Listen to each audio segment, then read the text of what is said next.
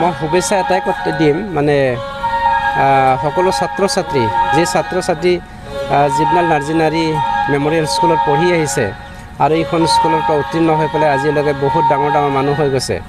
ইয়াৰ দ্বাৰা এটা মেছেজ আমি দিব বিচাৰিম, আমাৰ অসমৰ বহুতো মানে অঞ্চলত শিকিবলগীয়া তেওঁলোকৰ পৰা বহুত আছে, কিয়নো মিছনাৰী স্কুল বুলি আমি নেগলেক্ট কৰিলে নহ'ব।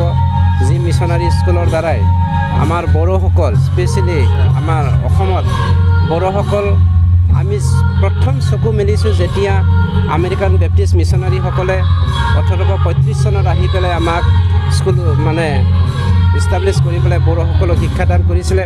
তেতিয়াৰ পৰাই আজিলৈকে আমি বড়োসকলে মানে কি কয় এডুকেশ্যনেলি ডেভেলপ হৈ আহিছে। আৰু আমাৰ এটা মেছেজ কিনিয়ে যাব, আমি কেতিয়াও মানে সাংস্কৃতিকভাৱে এডুকেশ্যনেলি ৰাজনৈতিকভাৱে আমি কেতিয়াও তলত নহয়। আমি মানুহ হিচাপে জীয়াই থাকিব বিচাৰোঁ। ঈশ্বৰে সকলো মানুহকে সমান চকুৰে চাবলৈ দায়িত্বটো দিছে, সকলোৱে আমি এই দায়িত্বটো বহন কৰিব লাগিব। গতিকে মেছেজ এইটোৱে যাব লাগে, আমি সকলো এটা মানে এৰিয়াৰে থকা সকলো ভাই আমাৰ মাজত কোনো মানে আণ্ডাৰষ্টেমেণ্ট আহিব নালাগে, কোনো ডাঙৰ জাতিটো সৰু কোনো জাতিটো ডাঙৰ, সেই মেছেজটো যাব নালাগে। আৰু এইখিনিয়ে কথা। আমি আজি যেনেকৈ এটা ইংলিছ মিডিয়াম স্কুলৰ দ্বাৰাই বহুতো ছাত্ৰ ছাত্ৰী উত্তীৰ্ণ হৈ পেলাই আমাৰ মাজত ডেভেলপ আনিছে, আমাৰ মাজত তেনেকৈ শান্তিও সৃষ্টি কৰিছে। এতিয়া আপোনালোকৰ যি এলায়েন্স, কোনোবাই আপোনালোকৰ দলৰ কোনোবাই কৈছে যে 12খনতে খেলিব, বোলে বিজেপিয়ে কৈছে তেওঁলোকেও খেলিব, এই এলায়েন্সৰ ক্ষেত্ৰত কি ক'ব?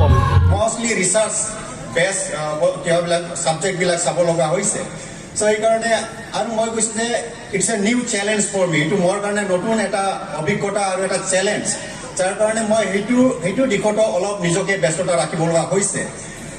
সেইকাৰণে মই আজিকালি বেছি সময় দিব নোৱাৰা হৈছোঁ, বিশেষকৈ এই অঞ্চলত। কেতিয়াবা যেতিয়া আমাৰ এই অঞ্চলৰ কিছুমান সমাজসেৱকসকলে যেতিয়া নেকি আমন্ত্ৰিত কৰে প্ৰগ্ৰামবিলাকত, তেতিয়া মই যাব নোৱাৰা হৈ গৈছোঁ। যি কি নহওক, তথাপিও আজি আপোনালোকৰ মাজত আহি মই নথৈ আনন্দিত হৈছোঁ। মই আগতে কৈছোঁ, नोंथांमोननि गेजेराव सफैनानै आं दिनै जोबोद गोजोननाय मोनदों। आरो बेखौनो आङो बुंनो नागिरदों, फार्स्ट बिफोर स्टार्टिং না এলায়েন্সটো আমাৰ আছে, কিন্তু আমি এতিয়াও সিদ্ধান্তত আহিব পৰা নাই, সেইটো আমাৰ হাইকমাণ্ডে জানিব। কিন্তু এলায়েন্স আমাৰ BJP আৰু UPPL লগত থাকিব, আৰু UPPL আৰু BJP এলায়েন্স চৰকাৰটো আমি অসমত গঠন কৰিম। দেখা গৈছে যে হাগ্ৰামা মহিলাৰ কিন্তু মহাজোঁটত চামিল হৈছে আৰু বিজেপি চৰকাৰে কিন্তু এক প্ৰকাৰ তিৰস্কাৰ কৰিছে, এই বিষয়ে আপুনি কি ক'ব? তিৰস্কাৰ BJPয়ে কৰিছে না হাগ্ৰামাই কৰিছে সেইটো আমি নাজানো, কিন্তু মই এটা কথা ভালদৰে জানো, হাগ্ৰামায়ে আমাৰ বিটিআৰবাসীক বিশ্বাসঘাতকতা কৰিছে।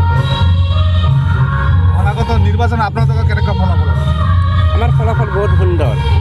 আপুনি চাওক, যোৱা 15 বছৰে BPFে আমাৰ মাজত ভাতৃঘাতী সংঘৰ্ষ অনাই, কমিউনেল ক্লেছ অনাই পেলাই, বড়ো চাওতাল মুছলমান ডিফাৰেঞ্চ আনি পেলাই আমাক ভিন কৰিছিলে। সেই পলিটিক্সটো খেলাৰ কাৰণে তেওঁলোকে যেনে তেনে মানে ৰাইজৰ মাজত আতংক আনি পেলাই চৰকাৰটো গঠন কৰিছিল।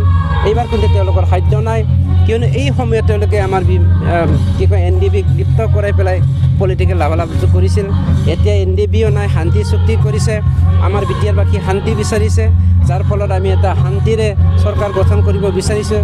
কিন্তু ইয়াকে নক্সাত কৰিবৰ কাৰণে BPFে আজিৰ দিনত কিছুমান আমাৰ বিটিআৰত থকা ইউথসকলক, তেজাল মানে ল'ৰা ছোৱালীক অস্ত্ৰ তুলি পেলাই মানে অশান্তি সৃষ্টি কৰিবলৈ আকৌ এনকাৰেজ দি পেলাই জংঘলত পঠিয়াই দিয়াটো আমাৰ কাৰণে খুব দুৰ্ভাগ্যজনক।